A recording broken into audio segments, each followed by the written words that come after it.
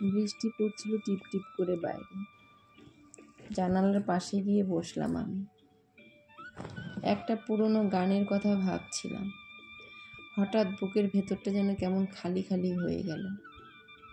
ঠিক তখনই মনে পড়ে গেল সেই স্বাদ, মায়ের হাতে বানানো পায়েস। ছোটবেলার জন্মদিন মানেই ছিল মায়ের হাতে বানানো পায়েস।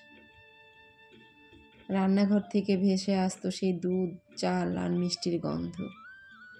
বাটি হাতে নিয়ে দৌড়, চামচ ছাড়াই যেন খেয়ে নিতাম তখন। মা বলতো, এত গরম খাস না।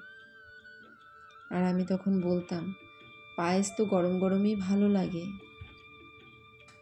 আজ দিনটা খুব মনে পড়ছে। প্রথমবার নিজের হাতে পায়েস বানালাম।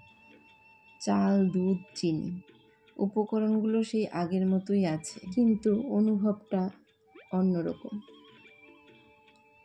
একটু টেস্ট করে দেখলাম আর ফিরে গেলাম সেই ছোট্টবেলার স্মৃতিতে। সেই মনে পড়েছিল কথাটা যে এত গরম পায়েস খাস না। তখন বলেছিলাম আমি, পায়েস তো গরমই খায়। আজ বুঝতে পারছি যে পায়েস গরম নয়, ঠান্ডা খেতে হয়।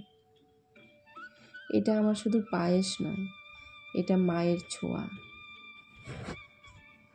আর আমার পায়েস বানানোটা তোমাদের কেমন লাগলো কমেন্টে বলবে। আর যদি ভালো লেগে থাকে লাইক, কমেন্ট, সাবস্ক্রাইব করে পাশে থাকবে। আজ এই পর্যন্তই। আবার দেখা হচ্ছে আরেকটি নতুন ভিডিওতে। ভালো থেকো, সুস্থ থেকো। টাটা।